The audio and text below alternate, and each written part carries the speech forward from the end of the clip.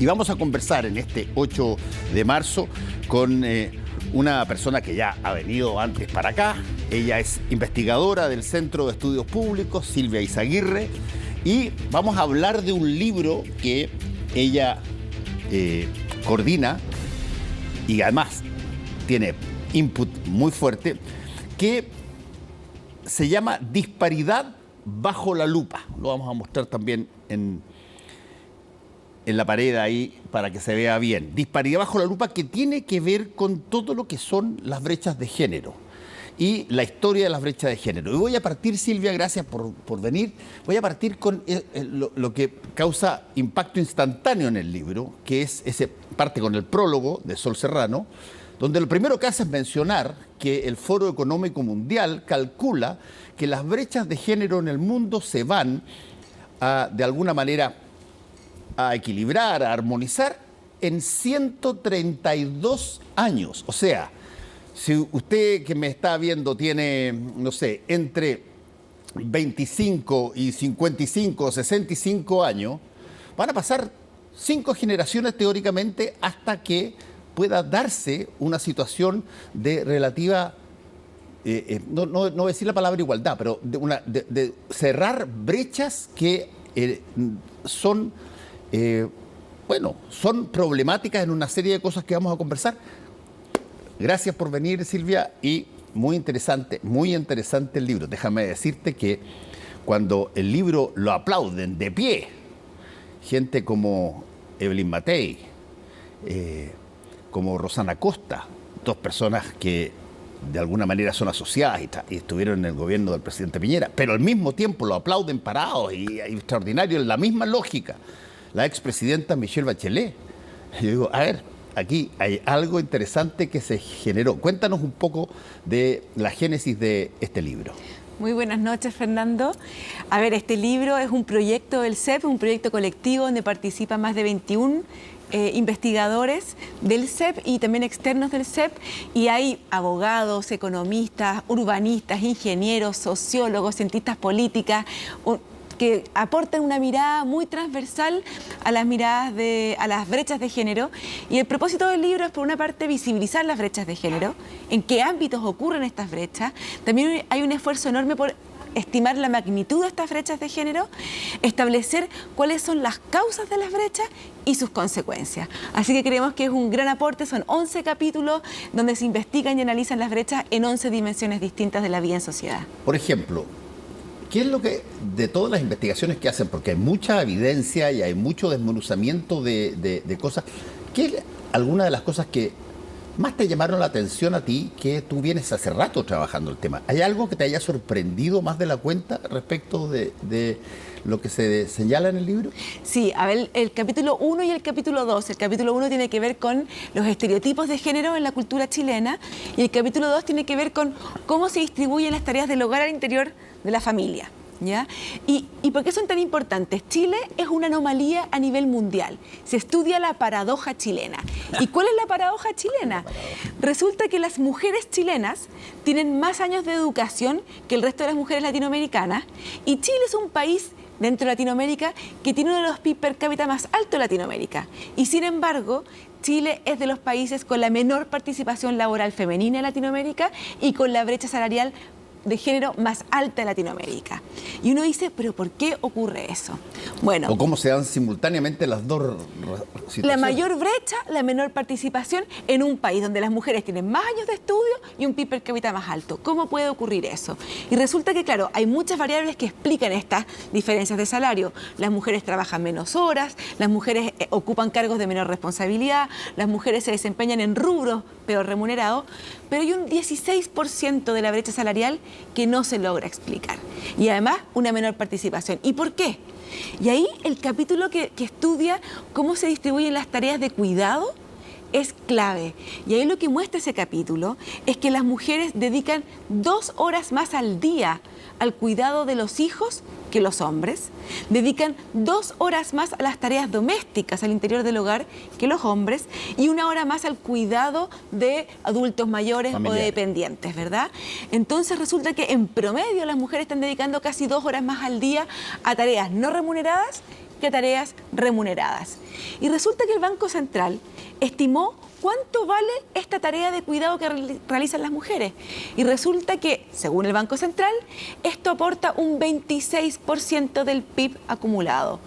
Para que tengamos una idea, ni siquiera la minería aporta un 26%, ninguna industria en el país aporta tanto al PIB.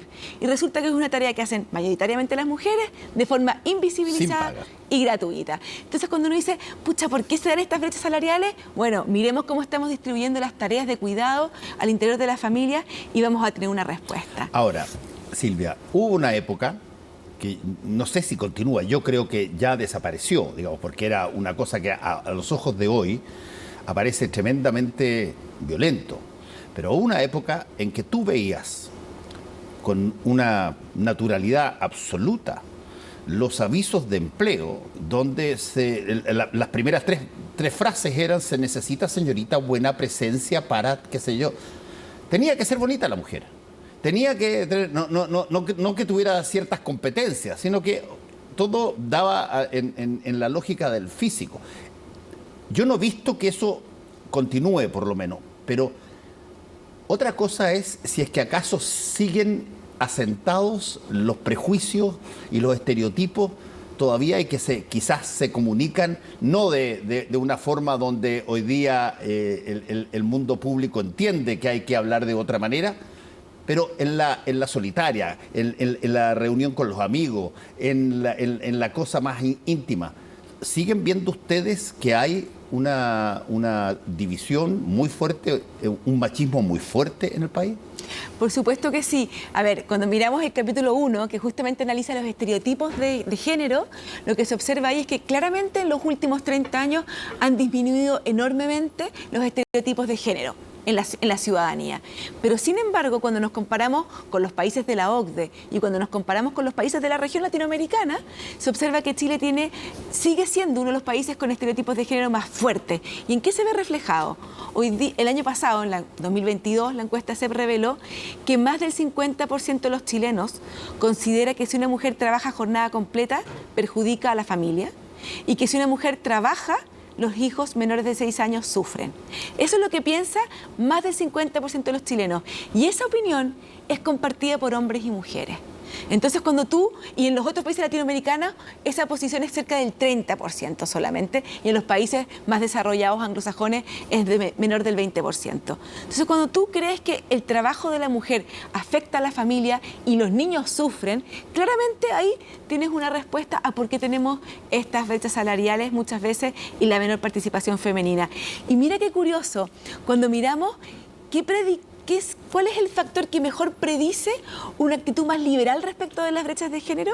No son ni la edad, que uno podría pensar la gente más joven es más liberal, ni es vivir en grandes ciudades versus el sector rural, por ejemplo, o ser más religioso o no, sino que es el haber asistido a la educación superior.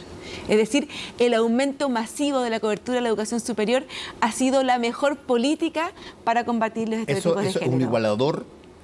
Si te entiendo bien, el tener educación superior, educación universitaria, educación técnica superior, te genera un factor de mayor tendencia a cerrar esta brecha de género, la percepción de los hombres sobre la mujer. Exactamente, o sea, el hecho de haber asistido a la educación superior produce un cambio en la forma de concebir los roles de la mujer y el hombre en la sociedad, y en especial en los roles de la familia. ¿Y qué pasa, por ejemplo, en términos de empleos, de tipos de empleos? ¿Sigue siendo difícil encontrar, no sé, mujeres geólogas, digamos, o no? Muy difícil. De hecho, cuando miramos, por ejemplo, la participación de las mujeres en las áreas STEM, que son las ingenierías, las matemáticas, la computación, que son las carreras del siglo XXI más demandadas y con mayor remuneración, Chile está dentro de los 5 países del mundo con la mayor brecha de género, es decir, donde el menor porcentaje de mujeres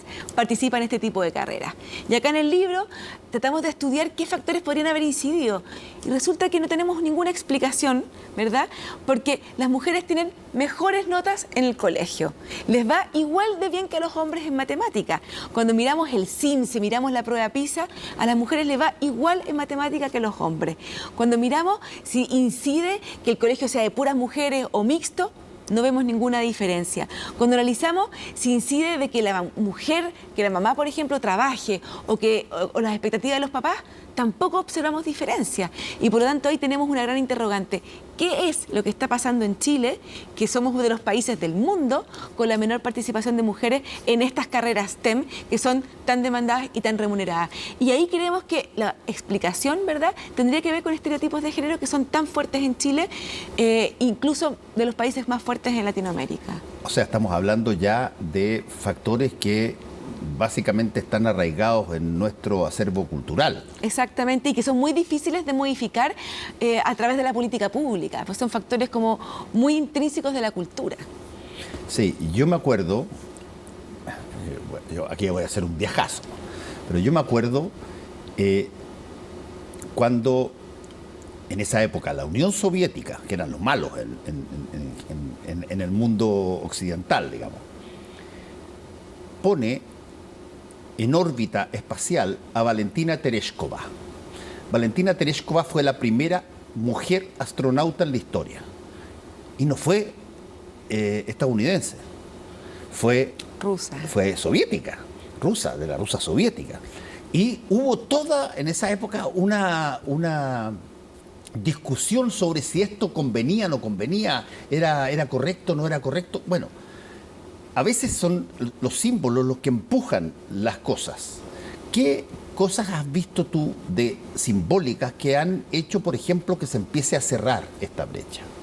Bueno, las universidades han tomado varias medidas para cerrar esta brecha. De hecho, han puesto cuotas de género para las carreras de ingeniería, por ejemplo, para promover el ingreso de mujeres. Y fíjate que los últimos estudios de la Universidad de Chile muestran que cuando reservan un cupo para mujeres, un número X para mujeres, asegurando una mínima participación de las mujeres en carreras de ingeniería, no solamente entran más mujeres a ingeniería, sino que además más mujeres postulan.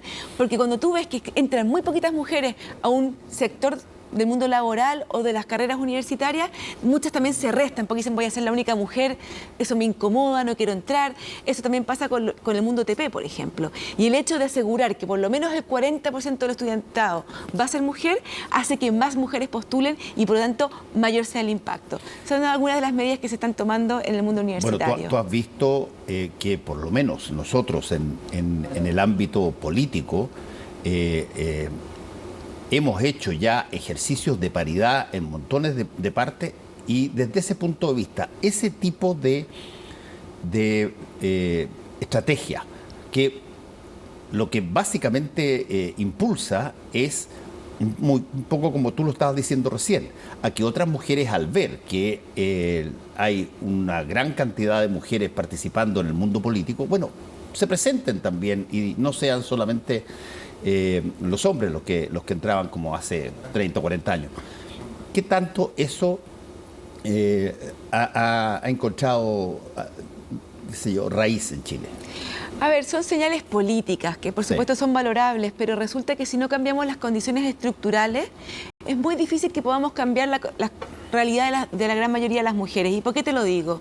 Tú puedes fijar cuotas para directorios o para gerentes generales, pero resulta que si efectivamente la mujer tiene que llegar a su casa, a cuidar a los niños, a hacer tareas domésticas, a cuidar a sus padres o a un hermano que es dependiente, efectivamente tiene menos tiempo disponible, ¿verdad?, para poder dedicarse al trabajo remunerado y por lo tanto tiene menos disponibilidad también para asumir mayores responsabilidades. Si no atacamos esa estructura, difícilmente vamos a poder cambiar la realidad del país. Cuando tú miras los países desarrollados que tienen mayor participación laboral femenina y menores brechas salariales y más mujeres en puestos de alta responsabilidad, tú observas que hay una mejor distribución en las tareas dentro del hogar. Si eso no cambia, es muy difícil que podamos cambiar la realidad de la gran mayoría de las chilenas. ¿Hay algo, Silvia, en la potencial nueva constitución que eventualmente sea presentado a los chilenos que a ti te parezca que es imperativo introducir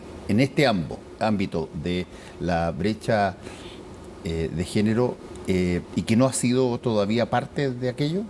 A ver, había un derecho social que se había incorporado en la propuesta constitucional, ¿verdad?, que fue rechazada y que me parece importante, que tiene que ver con la valorización justamente de las tareas de cuidado que realizan mayoritariamente las mujeres. ¿Y por qué lo digo? Porque, mira, el Foro Económico Mundial estimó que el costo de la desigualdad de género o de las brechas de género en el mercado laboral le cuestan al mundo 160 trillones de dólares. Y eso es un costo que pagamos todos, las mujeres principalmente, especialmente los niños, pero paga toda la sociedad en su conjunto. Y cuando el Banco Central de Chile, ¿verdad?, estima que el aporte que hacen las mujeres con las labores de cuidado aportan un 26% del PIB, ¿ya?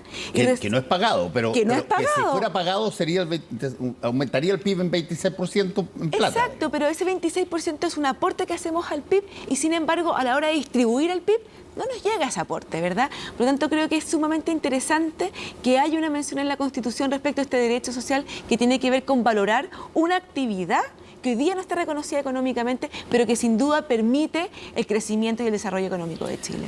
Silvia, ¿cuáles son hoy día, los obstáculos para que ya estando mucho más avanzado que quizás hace 50 años, esta mirada de cerrar esta brecha de género, ¿cuáles son hoy día todavía los principales obstáculos, yo te diría, conceptuales, que se esgrimen para que la mujer no tenga o siga o mantenga este desbalance tremendo?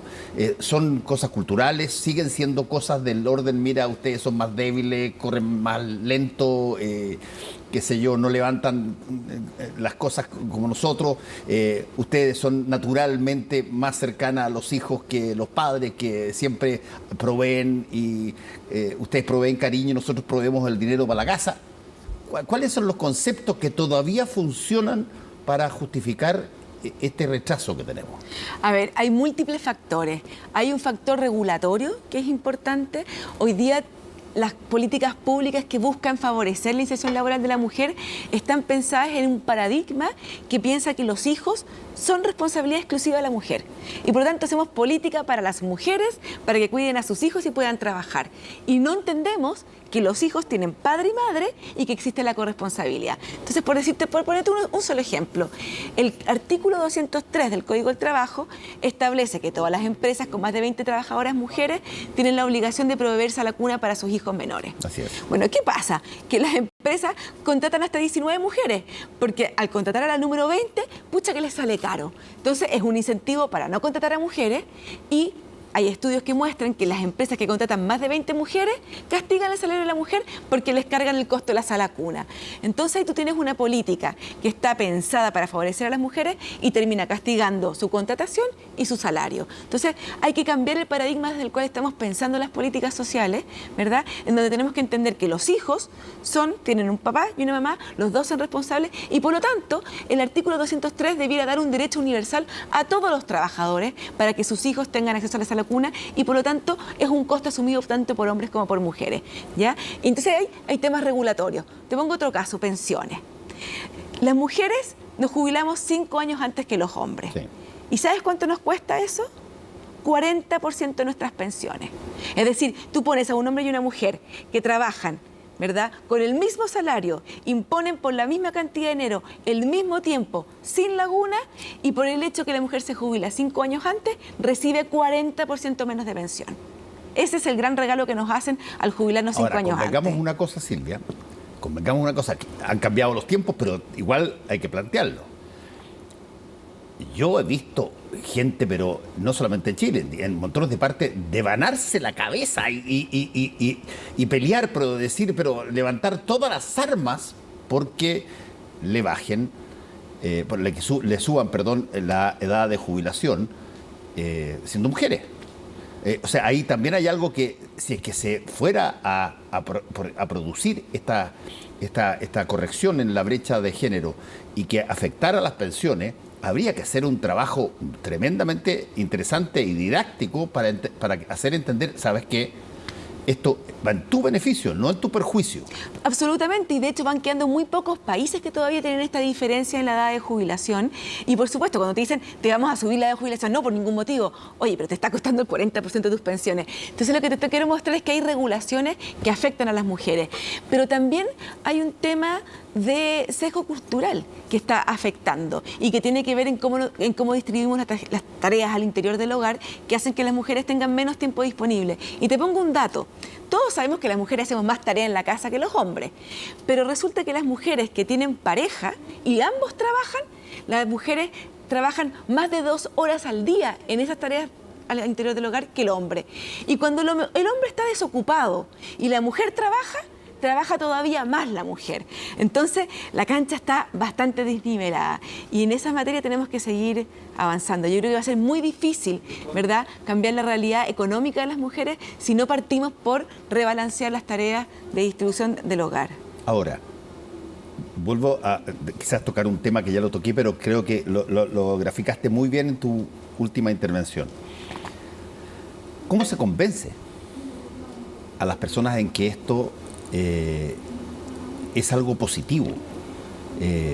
Porque yo te insisto en una cosa, la resistencia al cambio es una cosa muy fuerte y sobre todo la resistencia al cambio cultural es muy fuerte en todas partes del mundo. Tú ves lo que pasa en los países del Medio Oriente, Afganistán, lo estamos conversando en un momento dado, sí. La mujer todavía sigue siendo una cosa que habla, punto.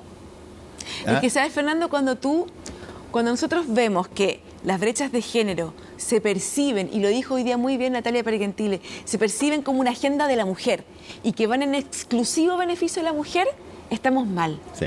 Porque resulta que eliminar las brechas de género no solamente beneficia a las mujeres, también tiene una tremenda repercusión en los niños, también tiene una tremenda repercusión en los propios hombres, porque a causa de las brechas de género, el mundo deja de ganar, ¿cuántos son? 160 trillones de dólares. 160 trillones de dólares que deja de producir el mundo por la disparidad de género. Plata que afecta a toda la sociedad en su conjunto. Cuando las mujeres trabajan, aportan a su cotización de pensiones, aportan a la salud, traen más recursos a los hogares.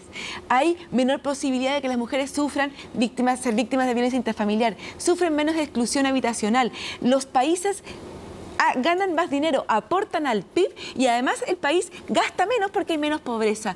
Todos se ven beneficiados. Y cuando los hombres se involucran más en las tareas del hogar, en el cuidado de los niños, también ganan mayor cercanía con sus hijos, son parte más involucrada con la sociedad. Yo creo que toda la sociedad en su conjunto gana cuando se eliminan las brechas de género y por lo tanto no es un tema exclusivo de las mujeres, sino que es un tema más bien social. Hay que verlo así, me parece. Estamos terminando, pero te tengo que preguntar porque creo que lo hemos conversado otras veces.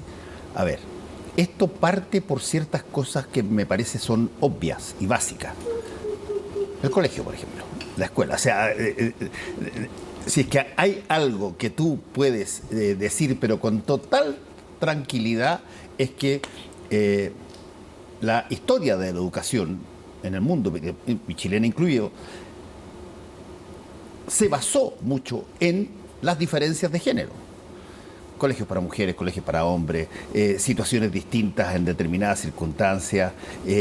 Bueno, lo sabemos. ¿Qué tanto esto obliga, si es que queremos ir a una situación que produzca no solamente mayor riqueza, sino que además una mayor coordinación, ambientación y sobre todo un estado, llamémoslo así, de mejor humanidad? Todo eso tiene que pasar por el colegio.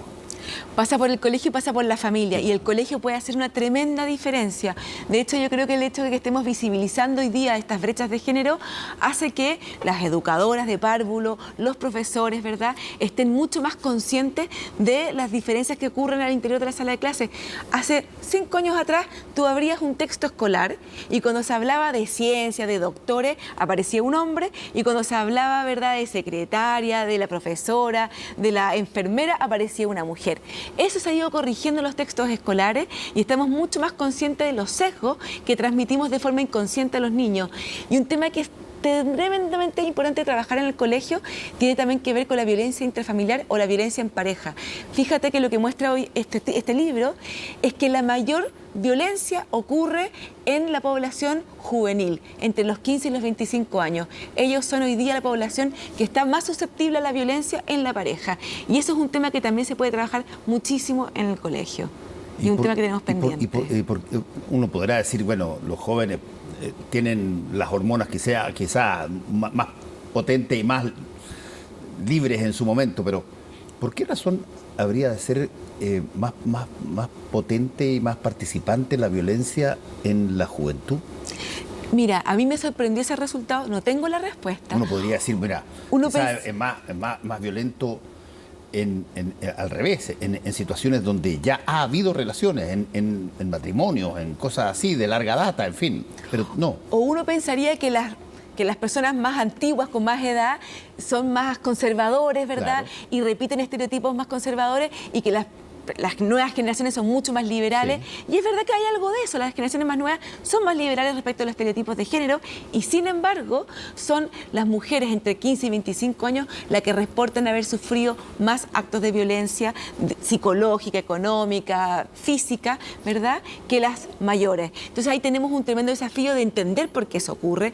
Puede ser que tenga que ver algo también con las hormonas, con el cuerpo, con el cambio, pero es preocupante y ahí tenemos una gran ayuda que es el colegio. Justamente el tema de la violencia de género podemos trabajarlo bien en el colegio, que es la población hoy día más afectada y que este libro también visibiliza. Y que fue algo que a mí por lo menos me sorprendió. Bueno, Disparidad bajo la lupa se llama, pero es muy interesante porque está lleno de datos muy buenos. Hay muchas buenas plumas, hay muchas personas que han tenido participación en la administración pública, o sea, tienen un acervo para poder hablar de cómo esto impacta la institucionalidad. Muchas gracias, Silvia Izaguirre, por haber estado con nosotros y el libro ya está disponible, ¿no es cierto? Está disponible en todas las librerías, así que muchas gracias por la invitación. Pero muchas gracias, te vaya muy